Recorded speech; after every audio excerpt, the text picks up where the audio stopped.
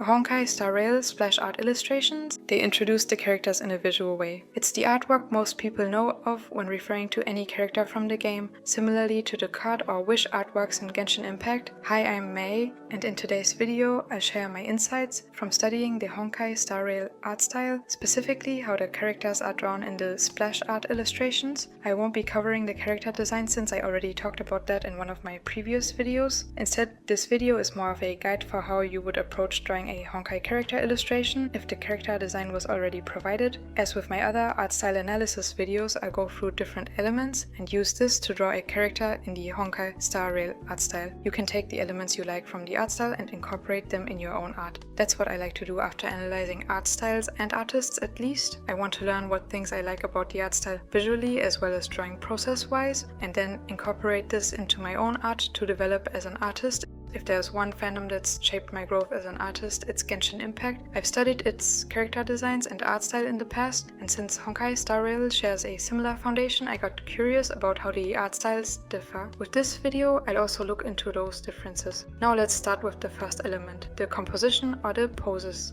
Perspective and storytelling are the main two differences between Honkai Star Rail and Genshin Impact here. In Honkai Star Rail, the perspective a character is viewed from can vary a lot more. Some characters are viewed from above, some from below, and others with a straight-on view. Many characters stand and interact with something around them. They are often in motion as well. This all adds to a lot of storytelling based on what the character is doing and also the elements that surround them. You can get a general idea of who the character is. In Genshin, for example, the card illustrations alone can make this more difficult. The wish illustrations there can help here as well though, but there the character is often just depicted fighting, which can also be the case for Honkai Star Rail, but often the character is doing something else as well, holding a pendant, playing cards, or a rose, for example. Back when I analyzed the Genshin Impact art style, I also drew all the card poses using a 5-step process. I mentioned my learnings from this in another video. Now for Honkai Star Rail, I didn't draw all poses as this can get repetitive, and I have many other projects I could do which may lead to more growth as an artist. However, I did draw 33 poses to get a good idea of the poses and also the bodies or proportions, which I will talk more about after the next aspect, the lines.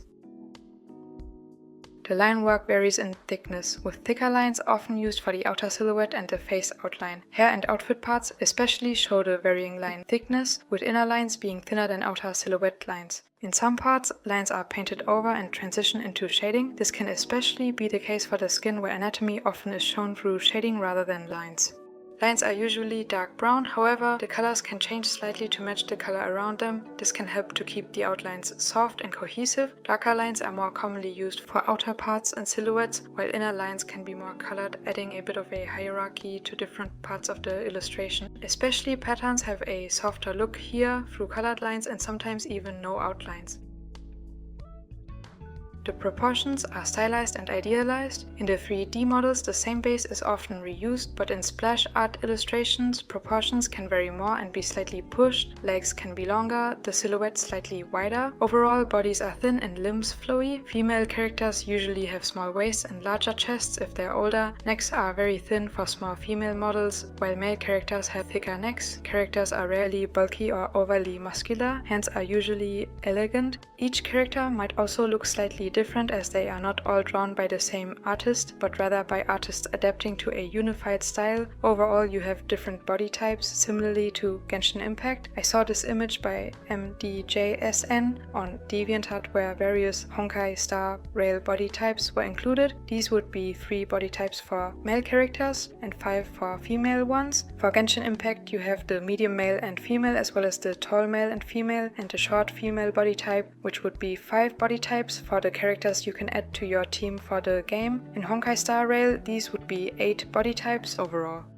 Proportion-wise, here's what I discovered for some different body types I analyzed from the splash arts. Gepard and Argenti, 2 tall male characters, are around 7.5 to 8 heads tall. Jade and Acheron, who I chose as tall female characters, here are around 7.5 to 8 heads tall, though for Acheron, the perspective in the illustration is from slightly below, making the head appear a bit smaller. Then for medium male characters, Yang is around 6.5 heads tall and viewed slightly more from below than Misha, who is around 5.5 heads tall. For some medium female characters, I looked at Gunaifan and Fushuan, which are around 6.5 heads tall, and finally for a short female character, Ho is around 4.5 heads tall here. You can also keep in mind that the taller a character is, the longer the legs will usually be, also body ratio wise. For the tall male or female characters, the legs are usually longer than the upper body proportion wise. For the medium types, the ratios are around the same, and for the small characters, the upper body can be longer than the legs. The face shape is generally rounded with contour changes based on the perspective the head is viewed at. Male or older characters have longer faces with sharper jawlines and wider chins, while younger or more feminine characters have wider, more rounded cheeks and more pointy chins. The jaw changes direction higher up for male characters, making their face look more narrow. Chin shapes vary in sharpness, and inner facial lines tend to fade softly. Noses are small, often indicated by a short line and soft shadow. For side angles, a small triangular shadow is usually added. Two lines can also be used for almost side-facing faces. Center-facing characters might have a rounded shadow or highlight. Nostrils are never included. The noses for female and younger characters generally appear smaller than for older male characters. Mouths are small but can be expressive. Many characters have more neutral expressions, though some mouths can be open as well, often for more outgoing characters. An open mouth will often include a white shape for teeth, a brighter tongue color, and a darker inner mouth color. Eyebrows are usually straight or gently curved. They vary slightly in height and thickness depending on the character. Male characters may have slightly lower brows, giving them a more intense look. Eyebrow shape and placement can play a big role in individual character identity here, just like the aspect I'll move on to next, the eyes. Eyes tend to be spaced one eye apart. The shape varies from rectangular to almond-shaped. Younger characters have taller eyes, while older or male characters have more narrow ones. The amount and thickness of lashes vary. Characters can have just one lash at the outer upper edge, or up to 5 lashes added along the upper and lower side of the eye. Upper lashes are thicker, especially toward the outer corners. The lower lash line is thinner. There is usually a lighter eyelid line above the upper lash line, following the eye shape, though the placement and length of it can also vary depending on the character and the head angle. Irises are large and circular. Younger characters have taller, bigger irises. Male characters have wider ones. While the shading can vary depending on the character, here are shading layers I would use to create a similar look to Honkai Star Rail's character's eyes. After the base layer, we have a layer for shadows under the eyelid, next a layer for bright overlays, after this a layer for reflected light, and sometimes an additional layer for an inner glow. Small stroke details and saturated borders may be added as well. Pupils vary in shape and size, but are most commonly rounded. Highlights can vary in size. They are usually a single shape placed in the upper half of the iris, occasionally spilling into the white of the eye. Some characters have no highlights at all. For the white of the eye, a shadow is added underneath the lash. There is usually shading above the eyelid or under the eyebrow. Some characters get more shadow around the eyes if they have deeper set features. Blush is often added below the eyes and on the nose for younger characters. The face outline may also have a light added. Eyes and brows are either partly or not visible when they're covered by hair, which would be the aspect I will move on to next. Hair outlines focus on the silhouette, while inner lines define strands and parts. These are thinner and often slightly colored. The detail and structure of the hairlines can vary depending on the character. Often hair shapes are repeated throughout a hairstyle. Hairstyles can range from more straight to more wavy ones with different lengths. Hair shading is zigzaggy and varies in painterliness. Different hues and brightness levels help define the volume. Hair is often shaded like a sphere, the hair part and part around the face being darker. The lighting direction can also influence the hair shading depending on what kind of lighting is used in the splash arts. Here are the shading layers I would use for a similar hair shading result to the Honkai Star Rail illustrations. First we have the base layer, then we have a strand shadow layer with shading especially at the start and end of strands. Next would be a general shadow layer, then we have a light layer, after this would be a reflected light or hue variation layer, then we have the highlights. These are placed near the forehead, zigzag shaped and can sometimes have soft transitions. Shading wise, hair ends and roots are often darker.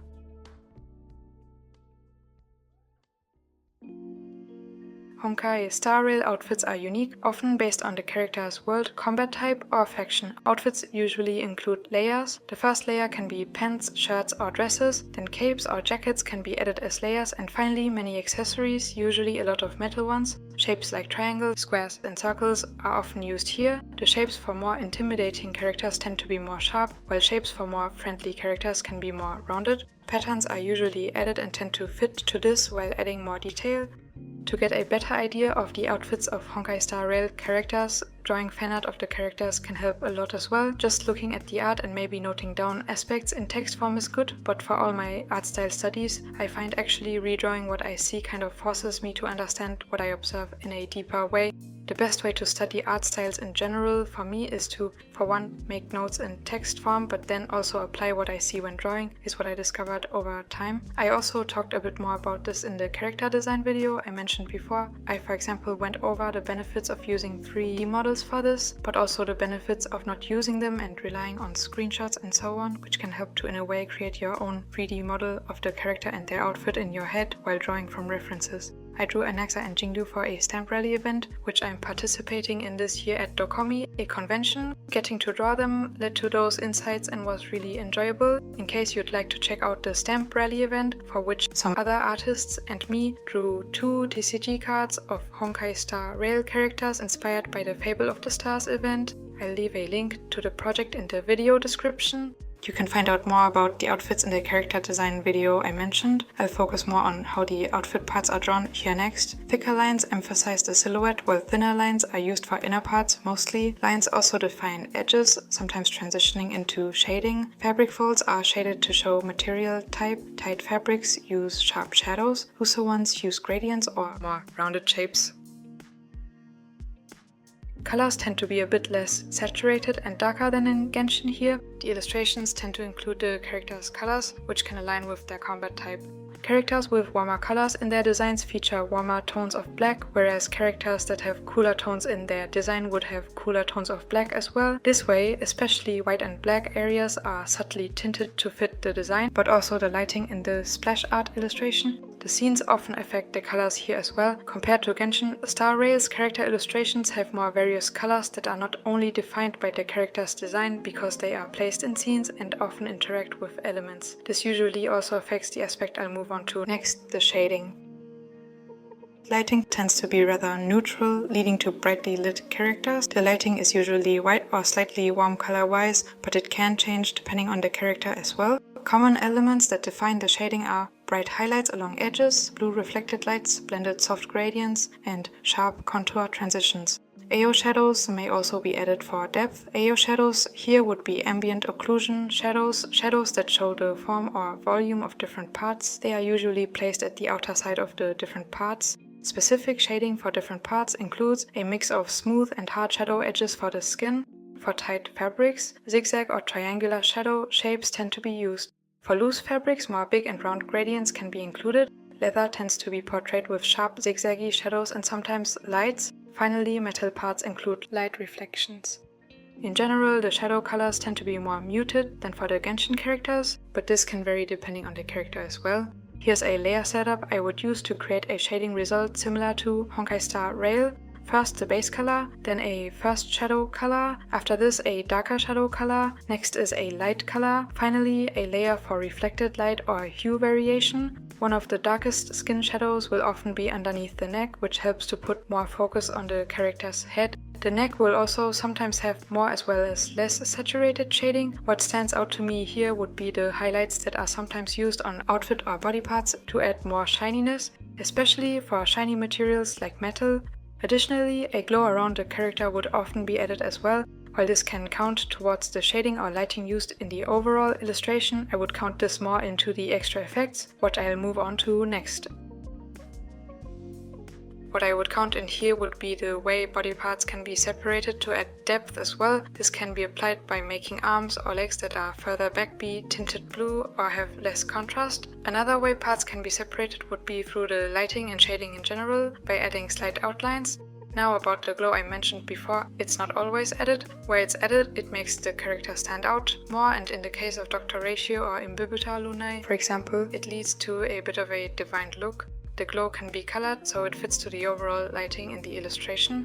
Since we're talking about the splash arts of the characters, some lighting or magic effects can often be added as well, but this would focus more on the overall splash art, not just on the character. However, I wanted to include this as it at times affects just the character as well. Elements from the splash art can appear in front of the character, making them blend more seamlessly in the whole illustration. What stands out about the Honkai Star Rail art style to me would be that compared to Genshin Impact, the illustrations can have a more sleek, immersive and modern look through more sharp shading, but especially through the aesthetics and outfits included in the game. In Genshin Impact's character illustrations, it feels more like the character is the focus and the elements around them just show their element and power. This would especially be the case for the cards. The wish illustrations can add more elements, but usually not a full scene like in Honkai Star Rail. Which of the elements I included in my analysis here do you find most interesting? What part of the analysis did you like most? Let me know your thoughts and feedback in the comments. I hope watching the video was insightful and enjoyable to you, just like studying the Honkai Star Rail art style was to me. On my Patreon, you'll be able to find full PNGs of the poses I drew when analyzing the Honkai Star Rail art style. You can find the older poses for AT characters, which I drew for my older Genshin Impact art style study on there as well. I'll also include the screen recorded process of drawing the basic body and head for my OC, which I included in this video, just like I did with the Genshin Impact art style study before. Now, if you'd like to see me apply what I talked about today in full splash art illustrations, you can look forward to my next video, which will be kind of like a part 4 to this Honkai Star Rail art style study video series. Thank you for watching, have a nice day, bye.